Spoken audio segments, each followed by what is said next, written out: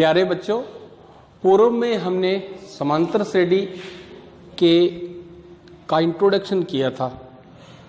आज हम समांतर श्रेणी का nवां पद कैसे ज्ञात किया जाए उसका सूत्र और उसके उदाहरण द्वारा समझेंगे। एक उदाहरण ले रहा हूं मैं समांतर श्रेणी का, जिसमें एक समांतर श्रेणी है 7, 10, 13, 16 और इसी प्रकार ये आगे हमें इसका 10वां पद ज्ञात करना है। तो सबसे पहले हमें यहां पता लगना चाहिए कि इस समांतर श्रेणी के अंदर जो मान दिए गए हैं, जो सूत्र में हमें जो मान चाहिए वो क्या क्या है। तो सबसे पहले हम देखते हैं प्रथम पद जिसको हम लिखते हैं a, वो कितना है 7। उसके बाद में सारवंतर जिसको हम कॉमन डिफरेंस जिसको हम d से लिखते हैं, वो क्या होता है, दूसरे में से पहला घटा दो या तीसरे में से दूसरा घटा दो, यानी कि मैंने 10 में से 7 घटा दिया तो कॉमन डिफरेंस यानी d का मान आ गया 3। और अब जो पद हमें ज्ञात करना है यानी कि n बराबर है 10, यानी कि 10वां पद हमें ज्ञात करना है। तो अब आते हैं सूत्र पे। समांतर श्रेणी का nवां पद ज्ञात कैसे किया जाए, उसका सूत्र क्या है।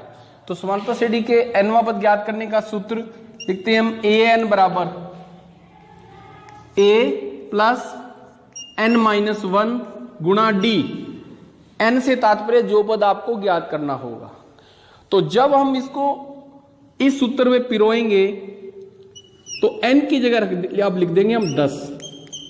a कितना है 7, a की जगह हम 7 रखेंगे और फिर प्लस का निशान n, ये यहां लिखा हुआ था ना n बराबर 10, तो n की जगह हम यहां रखेंगे 10 माइनस 1 ब्रैकेट बंद d कितना है, सारवंतर कॉमन डिफरेंस 3, ये 3 लिख दिया जाएगा।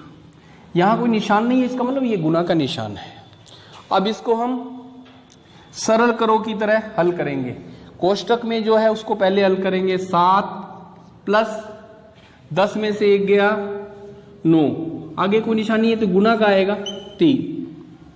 अब बोर्डमास नियम के तहत जब भी हम हल करते हैं 7 में 9 नहीं जोड़ना है, पहले गुना होगा। तो उसके हिसाब से 9 प्लस 7 प्लस 9 गुना 3 होती है 27। 27 में 7 जोड़ दीजिए, कितना आ गया 34। तो इस प्रकार से इस समांतर श्रेणी का 10वां पद है वो कितना आ गया 34 आ गया। इसी प्रकार से